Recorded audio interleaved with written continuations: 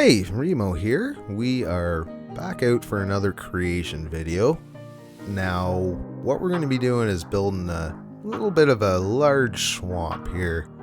I did get a bit of a start on it before I started recording, so I'll go over a little bit of the ground shaping, but if you're familiar at all with the editor, it's going to be something that you can already do.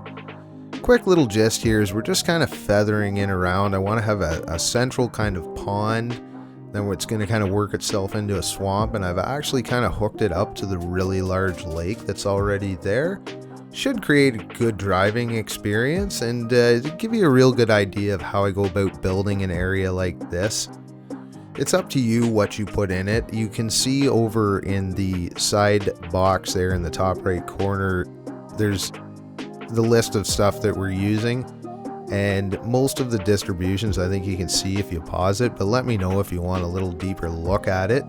So anyways, I'm going to pop in and out on the video as we change into different things, but right now I'm just giving you a quick idea how I would shape a swamp so it's not all flat, has different water depths. Then we'll kind of work through making it look like something real.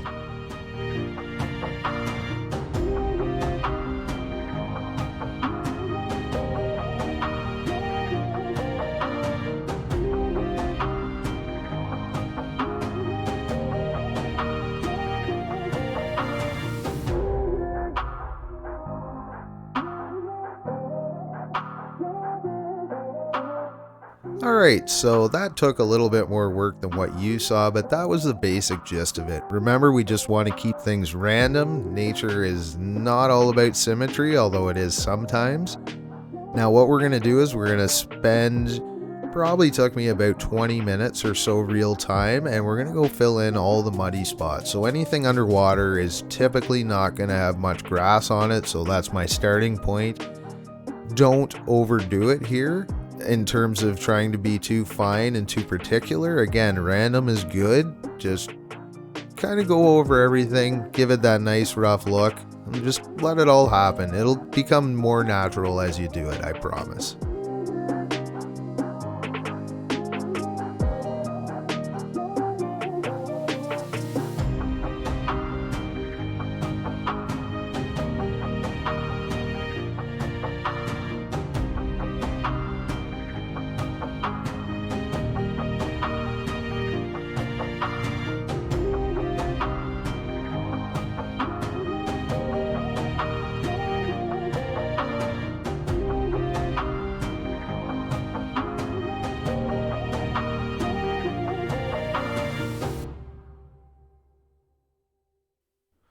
Alright, so we got that all kind of put together, and we can see where the water lines are, which are going to be muddy when we get to that part.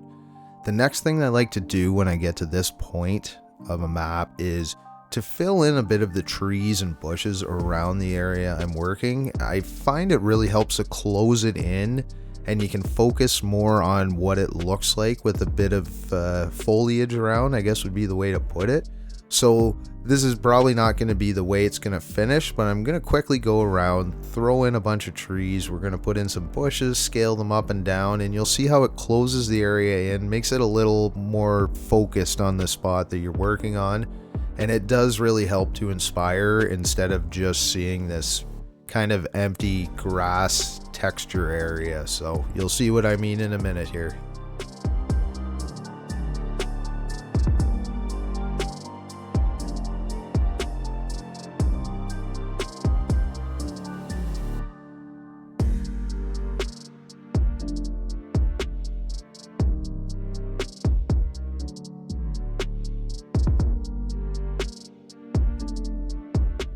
Okay, we're going to interrupt that for a minute. Had a quick thought while I was building, and I want to lay in one of the dirt cliff overlays along the edge of this. I have it in the lake on the other side of that small channel. So we'll just go through a quick run through on how I would lay out a cliff pretty much every time I do it. You kind of cut in a bit of a flat edge. We're going to lay the cliff along the contour that we've created, which is going to be a lot of nodes, which are the specific spots that you can move it, and it's going to follow that path. And then what we'll do at the end is we're going to come in with the flatten and height tool, and we're just going to square up the bottom so it's a steeper cliff and it looks good. The hardest part with these cliffs is if you make it too steep, it'll stretch the texture and it doesn't look very good. So hopefully this will give you a hand for anyone that's having a bit of trouble laying this stuff into the game.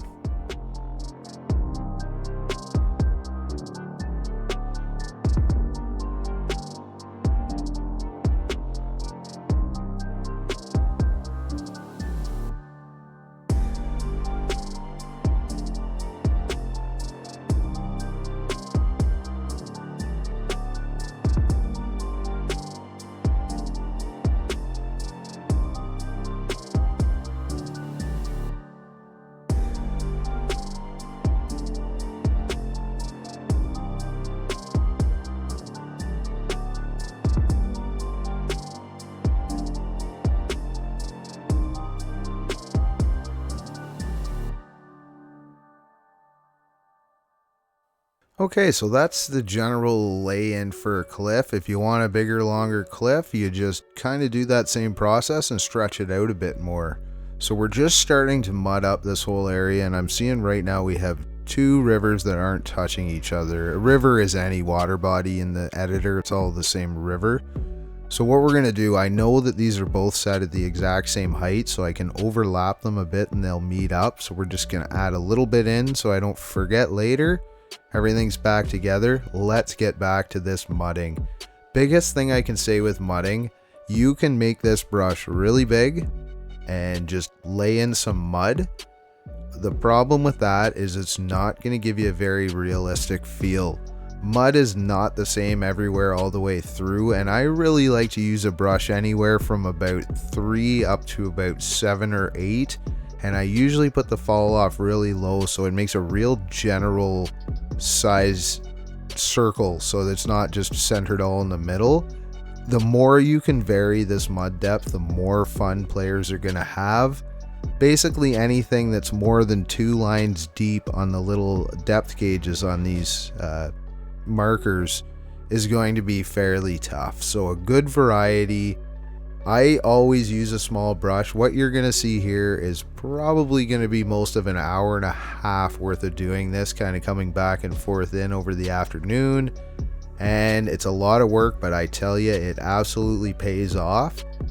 Just takes a little while to do. So sit back and you can see how I lay in mud, and I'll be back with you in a few.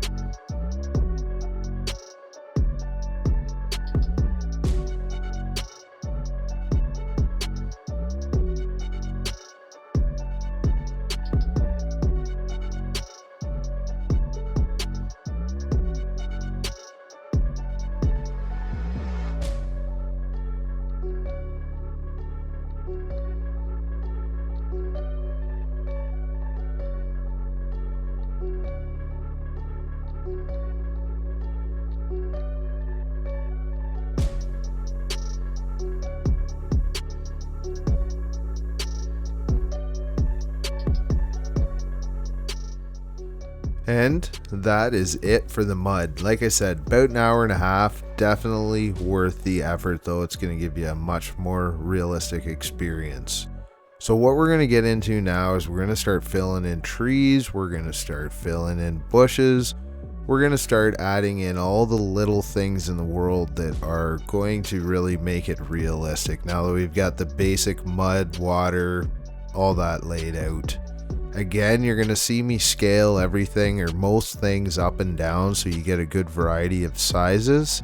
And now that I like to get the mud laid in before I do the wetness, which is going to make the mud thicker and it gives it that wet look. So get that finished up, and now we're going to be working on putting in all the small pine trees, fallen down trees, a lot of little swampy type stuff that's going to give it more of that look that we're really going for in this. So here we're going to be adding in some of the like cattails and some grasses and stuff, and you can see it really starts to make things pop. And then when we add the terrain grass, really starts to fill out the look of the swamp.